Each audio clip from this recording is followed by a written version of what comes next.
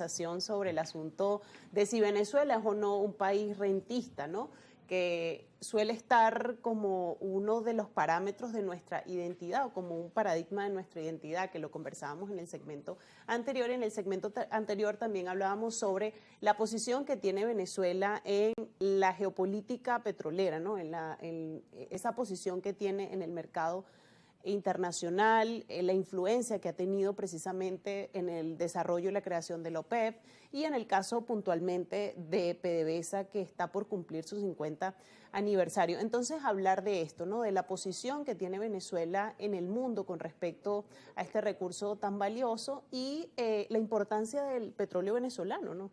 Sí, y bueno, y de la creación de PDVSA, que también te había quedado en el aire.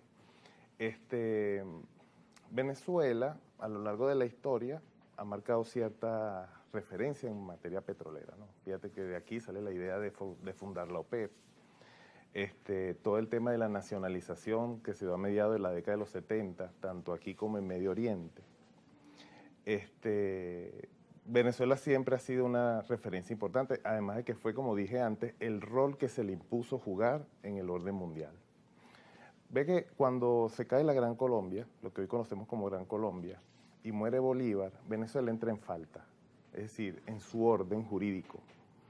Y no se crea el Estado Nacional hasta que llega la dictadura de Gómez, que de la mano de las transnacionales petroleras crean el Estado Nacional como lo conocemos.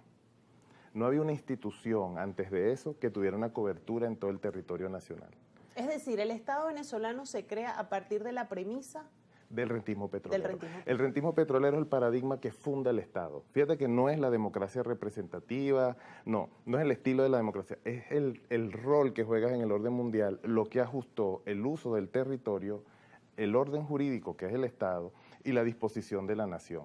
Por eso era tan importante insertar en la psique colectiva, digámoslo así, el paradigma del rentismo. Pero eso está relacionado también con los aspectos geográficos, la ubicación geográfica y los elementos amplios en recursos que tiene Venezuela, ¿no? El país con el mayor número de reservas de petróleo en el mundo. Hay también una relación ahí con la situación geográfica, con los elementos que tiene Venezuela por su ubicación, ¿no? Sí, sí. Sí, pero el rol te dice que esos recursos tienen que ir a Estados Unidos. Fundamentalmente, eso fue lo que ocurrió a partir de 1928. Pero cuando te das cuenta de todo el campo geopolítico, tienes que atender los mercados inmediatos, por tu seguridad.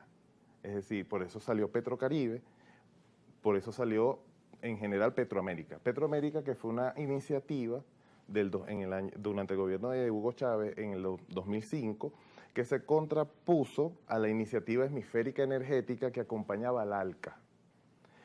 Entonces, esta Petroamérica se dividió en tres, que era Petrosur, Petroandina y Petrocaribe, y la que más se desarrolló fue Petrocaribe. ¿Por qué? Porque el Caribe conforma un arco de seguridad para Venezuela. Tú no ingresas a Venezuela sino a través del Caribe, por lo menos a nivel marítimo, que es muy importante. Ahora, el rentismo como paradigma se suponía haber sido superado con la nacionalización petrolera, porque ve que la confusión es el rentismo es vivir de la renta, ya expliqué que no es así, pero creyendo que es vivir de la renta desaparecía con la nacionalización, porque al no haber concesiones, no había quien pagara la renta al Estado. Y de hecho quienes resistieron a la nacionalización lo hacían bajo el argumento de que la renta iba a desaparecer. Y de hecho la prensa reseñó el 31 de diciembre del 75, un día antes de que empezaran las operaciones de PDVSA, la prensa reseñó la última regalía de la historia en 502 millones de bolívares de la época.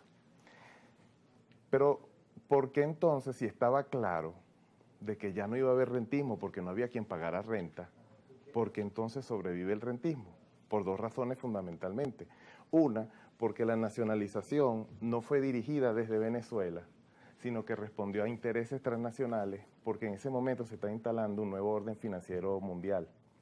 Y ese nuevo orden financiero requirió de la instalación del petrodólar y de la generación de deuda externa. Y por aquí viene el por qué PDVSA se conforma como una sociedad anónima y no un instituto autónomo. Porque como sociedad anónima podía voltearse a la banca, pedir créditos sin pasar por el Congreso. Cuando el Congreso se da cuenta de eso en aquel entonces, aparecen lo que llamaron deudas flotantes, que eran casi el mismo nivel o más que las deudas externas oficialmente reconocidas. Y era por ese mecanismo de sociedad anónima. Entonces, ¿cómo sobrevive? Porque siendo dirigida la nacionalización desde afuera, no se pensó aquí el orden de una empresa nacionalizada. Ese orden no se supo cómo ordenar eso. Además, Carlos Andrés dijo, el orden no se discute, prácticamente lo dice así. Y se queda el mismo orden de las concesiones, solo que las operadoras que antes eran concesionarias, ahora pasaban a ser también propiedad del Estado, filiales de PDVSA. Entonces, el orden que se instala como empresa nacionalizada es el mismo orden de las concesiones y eso hace que la ley del 43, la ley de hidrocarburos del 43, que era la ley que regulaba las concesiones, se mantuviera vigente. Se mantuviera vigente hasta el 2001.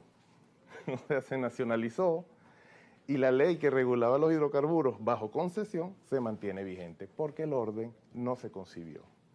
Y ahí hay una clave importante como un asunto pendiente que resolver. Y es parte de quizás esos retos que tiene PDVSA, ¿no? Ya debo cerrar la entrevista, pero me gustaría cerrar con el asunto del 50 aniversario. El 30 de agosto me comentabas que PDVSA cumple 50 años de fundada, ¿no? ¿Cuáles son los retos, cuáles son los desafíos en esta nueva etapa o esta nueva época que está emprendiendo el país, digamos? Sí, bueno, Venezuela está... Bueno, es una noticia pues que todos conocemos. Venezuela está siendo agredida, bloqueada. Esto no es un invento, pues. O sea, sacar un buque de aquí es un problema, mover finanzas, o sea, mover dinero a nivel de las plataformas internacionales es complicado por los bloqueos que hay. Eso es una realidad. Y PDVSA está siendo capaz de levantar producción aún en esas condiciones. Esto llama la atención. Yo creo que uno de los grandes retos es poder organizarse, reorganizar sus fuerzas para sobrellevar la situación. ¿Ves? Y como acabo de decir, ese orden, esa reorganización de fuerzas, ese orden, es una deuda pendiente desde la nacionalización del 75. Creo que es como el gran reto. Pues. Claro, es parte entonces de los desafíos que tiene, que además vuelven a la mesa o a la discusión en este 50 aniversario. Johnny, yo te quiero agradecer por habernos acompañado esta tarde en Brújula Internacional, por dejarnos tu análisis, tu perspectiva y por aclararnos ciertas cosas que se convierten en paradigmas que pueden incluso ser mitos en lo que es nuestro país, la identidad de nuestro país, el asunto del rentismo como país petrolero, ¿no? Entonces, bueno, gracias por habernos acompañado. Siempre es un placer escucharte. Vamos a hacer una pausa y